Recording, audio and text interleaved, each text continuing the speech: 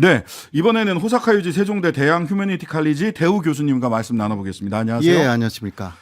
예, 뭐 사실관계는 유재순 대표가 쭉 말씀을 주셨는데 네. 일본 정부의 초등학교 교과서 검정 결과 초등학교 4학년, 6학년 교과서에 아주 집중돼 있다고 하는데 네. 먼저 총평을 좀 해주신다면.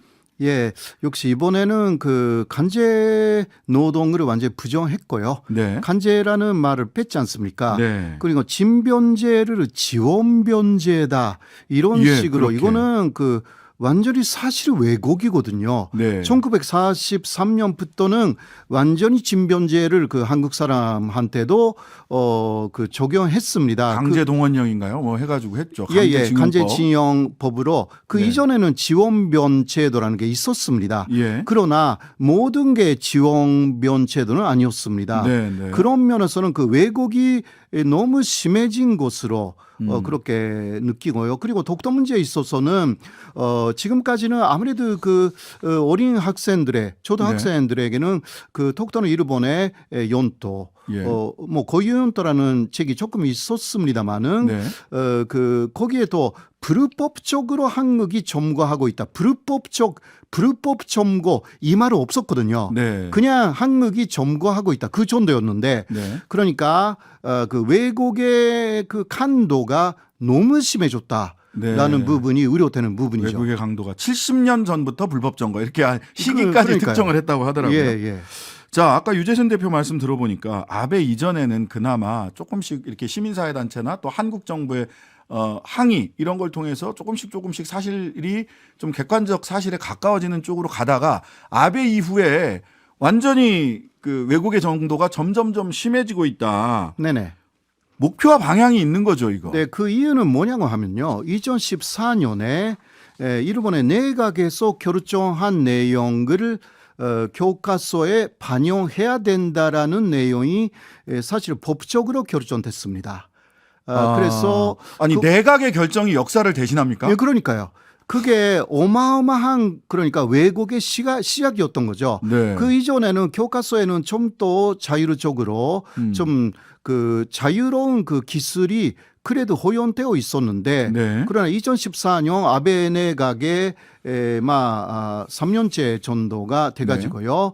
가기 결정이라는 게 있습니다. 네. 그러니까 간요회의 결정. 강요회의 결정. 예, 뭐 한국에서는 근무회의 결정에 그렇죠. 해당되는데 그러나 한국의 근무회의하고 다른 부분은 일본의 가기 결정이라는 것은 한 번 결정하면 반영구적으로 이게 바꾸기가 어려워요. 네. 그게 일본의 시스템입니다. 네. 네, 거기에서 예를 들면 조선인 노동자에 대해서는 간제 동원이 없었다. 그것을 내각 가기 결정을 하잖아요. 네. 그러면 그것이 교과서에 대한 가이드라인이 된 게 2014년부터입니다. 아니 저는 국무회의 결정이 역사적 사실을 좌우한다라는 것 자체가 저로서는 좀 제가 지나치게 자유주의자인가요? 아니 받아들이기가 어려운데.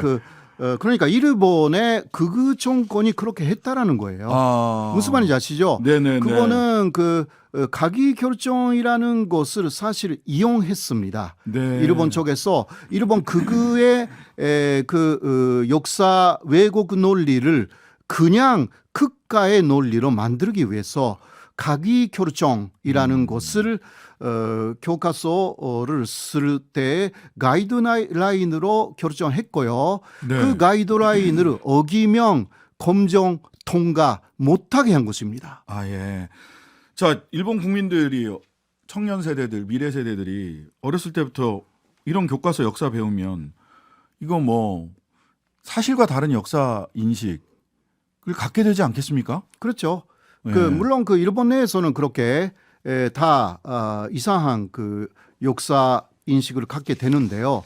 그러나 세계에 나가면 네. 좀 다르다라는 것으로 또 느끼게 돼요. 아. 일본인들도. 네네. 그러니까 어떻게 되냐고 하면 역사에 대해서 흥미를 잃어버립니다. 흥미를 잃어버린다. 많은 사람들이. 예. 그리고 한일 관계라든가 또 이렇게 결정해 온 그 천치권, 일본 예. 천치권에 대한 관심이 사라져가지고 네. 지금 그러니까 무관심증 한국에서는 무단파충이라고 하죠. 네. 50% 넘습니다. 일본이. 그런 식으로 가고 있고요. 그리고 또 하나는 그래도 일본의 그러한 극우층은 요게 기뻐하면서 네. 그 결정된 극우적인 역사 인식이 마치 역사의 진실인 것처럼 예. 계속 퍼뜨리기 시작하는 거죠. 국민들 다수를 무관심하게 만들면 열성적 소수가 다수의 역할을 하게 되거든요. 그러니까요. 열성적 극우가 일본 국민들 전체를 대표하는 것처럼 이렇게 되는데 과거에는 말하자면 일본에서도 그렇고 한국에서도 그렇고 같이 시민사회 단체라든지 또 일본 정치권에서도 야 이거 역사 왜곡 이렇게 하면 안 된다라고 하는 목소리 움직임들이 있었는데 지금 있었죠. 어떤가요? 그래서요.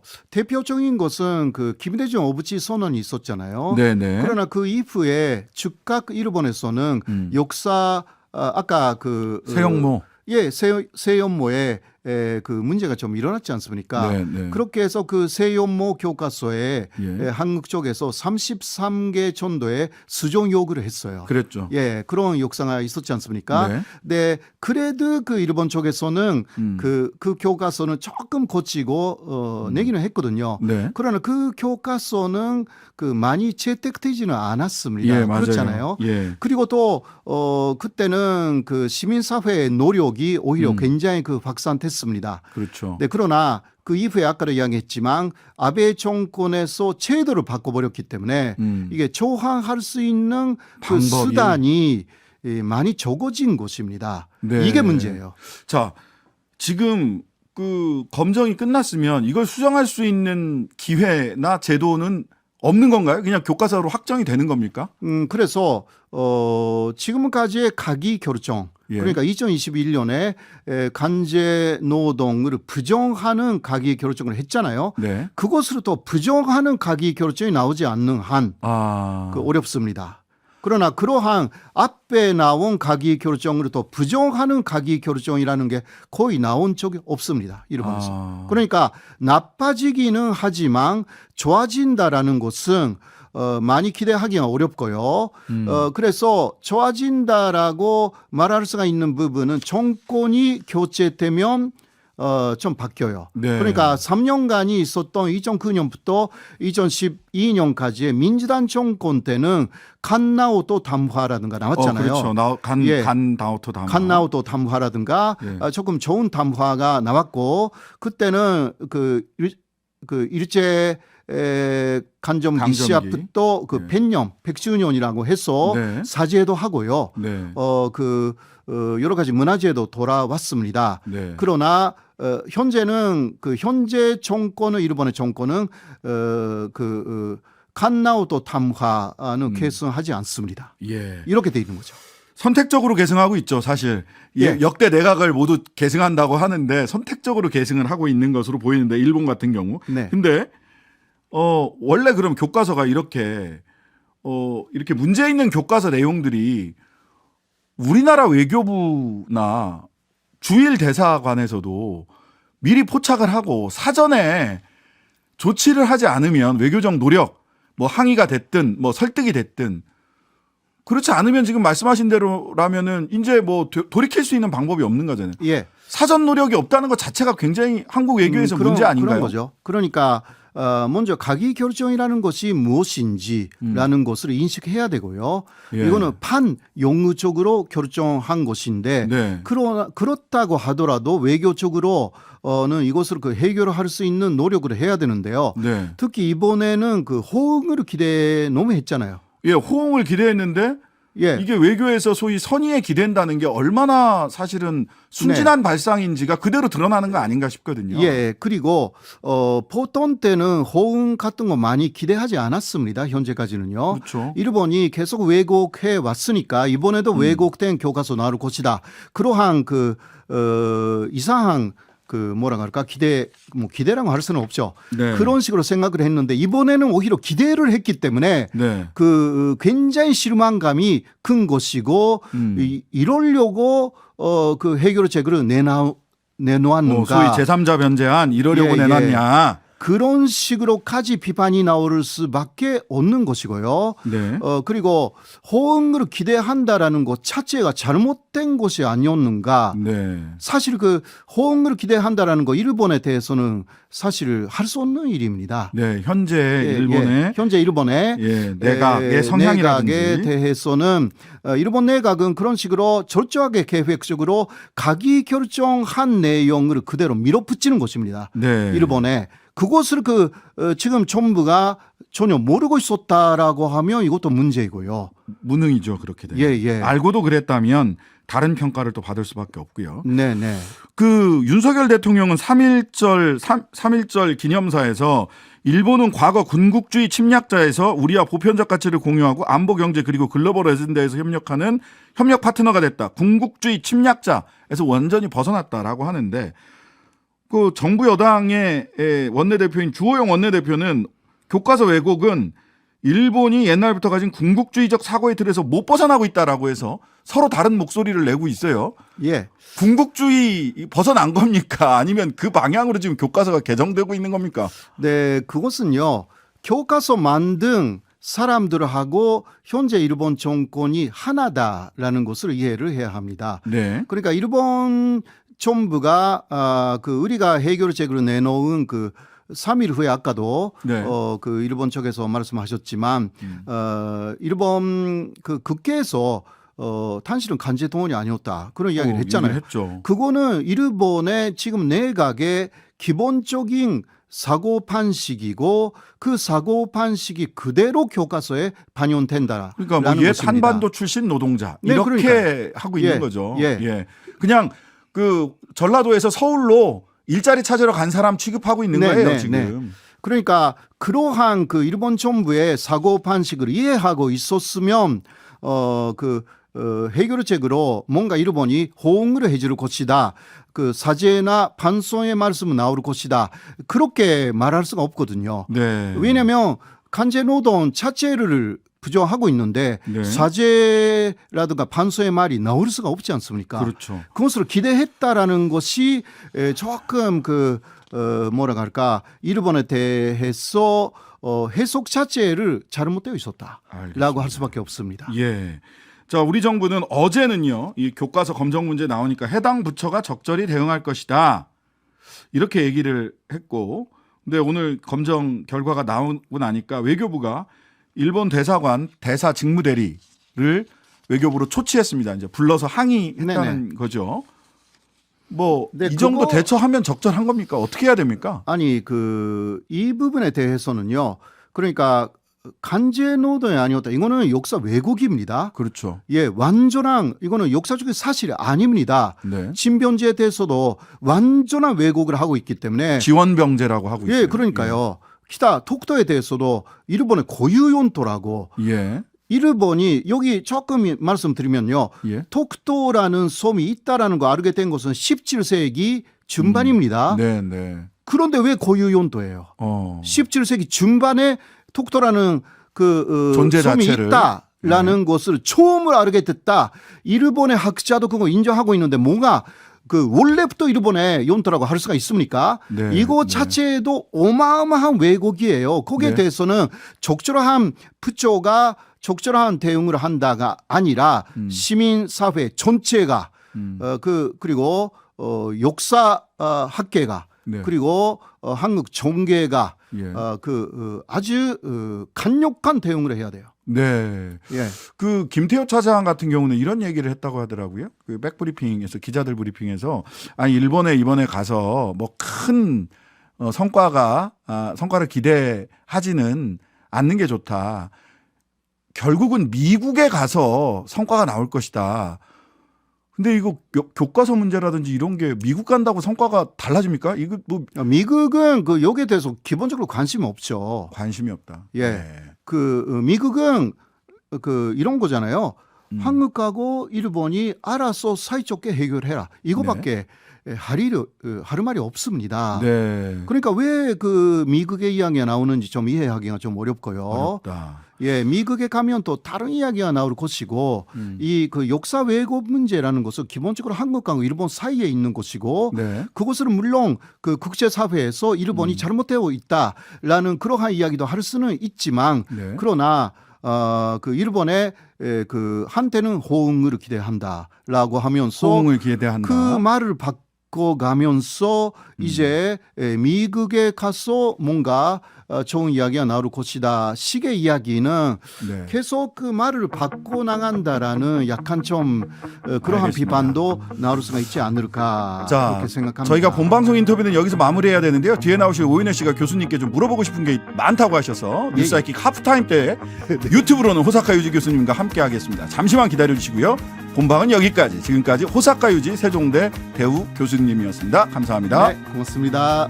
그 어떤 10분보다 알찬 10분 뉴스하이킥 하프타임 곧 200만 요정 오윤혜 씨 나와 계십니다. 안녕하세요. 네, 안녕하세요. 오윤혜입니다. 예, 오늘 99만 만들라는 임무가 저에게 지령이 떨어졌습니다. 네네. 여러분 보고 계신 분들은 구독 한 번씩 눌러주시면은 하프타임 동안 99만 만들어 보도록 하겠습니다. 예, 지난번에도 그 네. 90만 될 때도 하프타임 때 딱 90만이 돼가지고 얻어 걸린 거예요. 지금 98만 9,756명이거든요. 아, 그래요?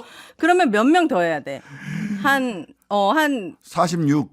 그래요. 244분 아, 정도. 244명. 네. 예. 아, 그러네요. 아유, 산수도 잘 안 되네. 제가 그 대기실에서 네네네. 교수님이랑 얘기하면서 너무 뚜껑이 열려가지고 네. 궁금한 것들이 굉장히 많더라고요. 뚜껑 잘 쓰고 계시는데. 아, 뚜껑 잘 쓰긴 한 여기 안에서 천불이 나거든요. 천불이 나서. 왜냐면 별일 아닌 줄 알았어요. 네네. 그냥 우리나라는 교과서에 기재되더라도 언제든지 좀 수정될 수도 있고 그 교과서를 안 보는 학교도 많이 있기도 아, 하고. 그렇죠, 그렇죠.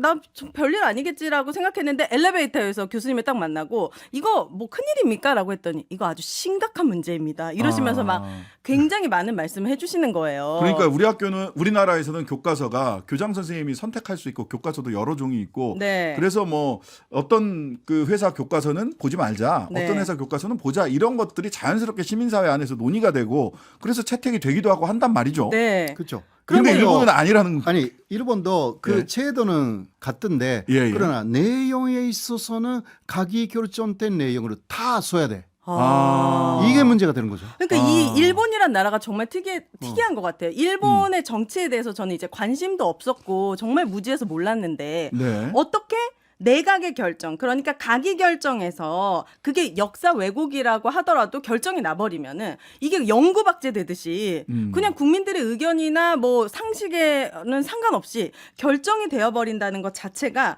이거 굉장히 독재 나라인가? 이런 느낌을 확 주는 거예요. 그러니까 이 아까도 정치적인 조금 이야기했지만 특징이. 네. 2014년 이전에는 아니었어요. 이러지 아베 않았다? 정권이 그런 식으로 만들어 버린 것입니다. 아. 다른 정권이 들어오면서 그래서 예. 이 아베라는 사람은 자민당에 있는 극우. 극우. 근데 이 기시다는 극우가 아니라면서요. 중도. 예, 극우가 아니라 준도인데 네. 그러나 이 사람이 별로 생각이 없어요. 생각이 없어요. 세력도 없고. 세력이 없고. 없으니까 예. 그 자민당의 극우가 100명 정도 있으니까 그 예. 사람들의 또 지원을 계속 받아야만이 그렇죠. 네. 이제 촌일을 계속 할 수가 있으니까. 그러니까요. 예. 이게 너무 특이한 것 같아요. 국민들이 뭘 원하는지 관심 없고 내각에 있는 의원들한테 무조건 충성하면은 계속 이거를 해먹을 수 있는 거잖아요. 예, 맞아요. 이게- 그 내각 촌리 내각제 그 총리 내각. 의회 네. 중심제, 네네. 내각 책임제. 예, 네. 예. 그런 게 안 좋은 면이에요. 이게 굉장히 되게 회의적으로 느껴졌던 게 뭔가 대통령은 그래도 국민들이 이건 진짜 아니다라고 가서 소리 지르고 촛불 들고 난리를 네, 치면은 바뀔 수라도 있고 네, 다음 네. 정권은 어떻게든 우리가 바꿔볼 수가 있는데 네. 이 내각 의원제 내각 책임제. 내각 책임제라는 이 정치적인 특성은 어쨌든 의원들한테 그래요. 잘 보이는 게 맞아요. 첫 번째고 극우에서 그걸 원한다는 거잖아요. 예. 그리고 아베가 보니까 몇 년을 해먹었습니까? 이 사람이 꽤 오랫동안 하고 이 극우가 오랫동안 해오다 보니까 이걸 원했던 네, 모양이죠. 7년 8개월을 했고요. 7년 8개월이요? 예, 앞에 1년간 더하면 뭐 거의 9년 가까이 했죠. 네. 9년 가까이. 아베는 의원을 하다가 중간에 몸이 아프다고 그만뒀다가 네. 다시 그 수상참 해가지고 7년 8개월 앞에 한 예, 1년 예. 정도 하고. 예. 예. 네. 그런데 이 극우 세력은 결과적으로 이 역사 왜곡을 계속 일삼잖아요. 그러니까 극우의 그 역사관이 있는 거예요. 역사가 자기네들만의 역사관이요. 예. 그러니까 네. 예를 들면 침략 존재하지 않았다. 침략 존재 하지 않았다. 어. 네. 그때는 아시아를 해방하는 해방 전쟁을 한 것이다. 해방 전쟁을 예, 한 예. 것이다. 그리고 위안부 문제는 그 손노예가 아니라 자발적으로 위안부가 된 사람들이다. 네. 강제 노동은 절대 없었고 그 모집하러 갔더니 그 기뻐서 왔다. 자기네들이 손 들고 저요. 기뻐서 왔다고요? 저요 좀 하고 왔다는 미쳤네 거예요. 진짜. 네. 그러한 그 일단 기본적인 그 역사관이 있어요. 그것을 그 진짜인 것처럼 그 책도 쓰고 강연도 하고 계속 지속적으로. 계속 그 사람들이 믿게 만드는 거예요. 그러니까 그의 말이 맞다. 네. 예. 그러면은 이런 역사 왜곡이 됐다는 사실은 조금만 찾아봐도 일본 국민들이 알 수 있잖아요. 네, 그렇죠. 그러면은 내가 역사를 잘못 배웠구나. 이거 역사 왜곡이 되었다라고 인식하는 국민들이 더 많습니까? 아니면 이렇게 교과서나 나라에서 한 대로 우리는 한국을 침략한 적도 없고 강제징용도 없고 독도도 우리 땅이고 이렇게 생각하는 사람들이 더 많습니까? 먼저 생각이 없는 분들이 많고요. 생각이 없다. 아무 생각. 나는 아무 생각도 예. 없다. 지금. 그러니까 역사에 깊이 들어가면 머리 아프다. 예. 그렇기 때문에 역사에 대해서 깊이 들어가면 한국처럼 생각해야 되게 된다. 오히려 그것을 상당히 경계하는 거죠. 자신이. 경계한다고요? 예, 경계. 약간 불편한 지점을 발견하는 게 싫군요. 그냥 뭐 잘못됐을 수도 있겠지. 근데 나는 상관 안 해. 더 약간 이상 또 깊이 들어가면 안 된다. 그렇게 하여서 역사도 그 고등학교에 들어가면 배우지도 않고 중학교 때는 그 2년간 그 일본사라든가 배우거든요. 네. 그래도 그 학교 그 선생님들이 이토 히로부미 앞에서 네. 그냥 다 수업이 그 2년간 끝나요. 사무라이 시대로. 이또 네. 히로부미 앞에서 수업이 끝난다는 게 무슨 말이에요? 그러니까 현대사를 안 가르친다는 거지 말하자면. 예. 현대사를 안 가르. 이거 우리 때도 그랬어요. 그 소위 전두환 시절에 중고등학교 다니면 현대사를 안 가르칩니다. 예. 이승만 전두환 가르칠 게 부끄러운 역사들을 가르쳐야 되니까 아예 안 가르치는 방식으로 하는 거예요. 네. 그러니까 2년간이나 시간이 있는데 네. 앞에 있는 그 사무라이 시대까지 너무 그 기르게 네. 그 가르치다가 네. 이토 히로부미 앞에서 끝나.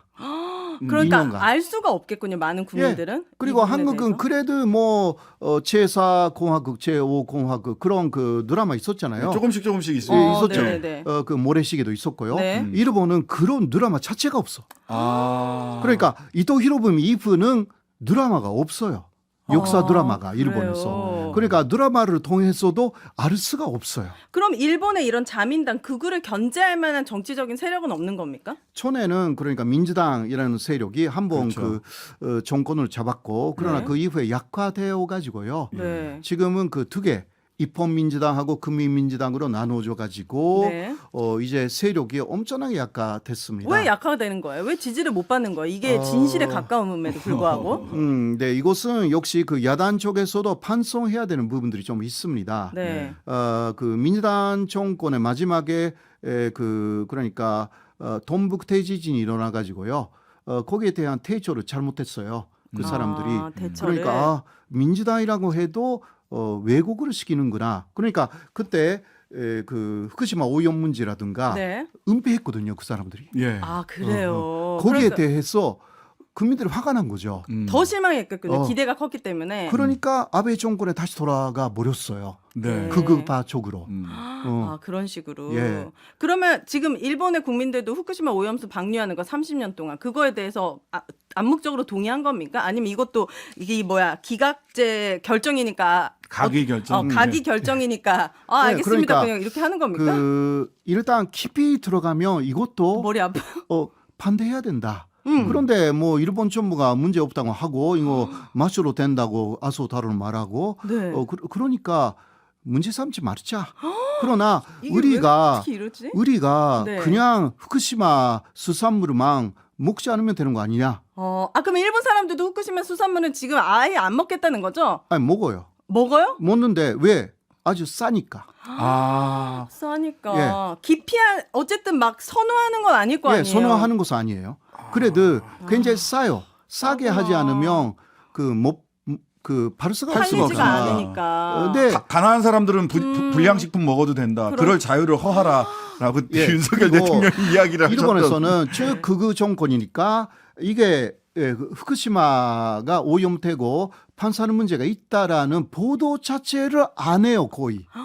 보도 이게 자체를 안 문제가 한다고요? 있는 거예요. 이게 문제가 보도가 거의 통제되어 있어요. 네. 아, 예. 아니 지금 호사카 유지님이 대한민국 MBC에서 방송하는 이유를 알 것 같아요. 저는 일본 가기 싫어. 일본의 국민이고 싶지가 않네요. 아니 뭐 국민 한 분 한 분들이 성실하고 근면하게 살아가는 그쵸, 것과 별개로 그쵸. 내각제라고 하는 제도의 한계와 또 별개로 그 내부 사실 정치에서 1.5당제라고 얘기할 정도로 자민당이 엄청 커요. 계속해서 이 정권을 개파 간에 서로 뭐 주고받는 일은 있지만 네. 아베 이후에는 또 극우파가 워낙 강하게 그러니까요.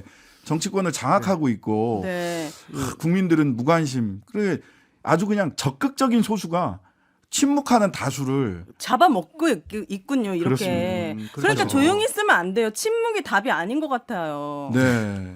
맞습니다. 그죠? 그러니까 진실이라고 생각하는 것이 있으면 네. 가감하게 말해야 돼요. 네. 네. 38분이 지금 부족합니다. 99만 명을 채울. 네. 근데 꽤 많이 하셨네. 그래도. 그럼요. 200여 명 이상이 들어와 주셨고요. 이 네. 와중에 약속된 10분이 아쉽지만 다 갔습니다. 아, 그래요? 다음에 또 이런 시간 가질 수 있었으면 좋겠고요. 예. 네. 오늘의 하프타임은 여기까지. 예, 네, 고맙습니다. 감사합니다. 감사합니다. 하루 종일 기다려지는 진짜 시사. 평일 저녁 6시 5분 신장식의 뉴스 하이킥.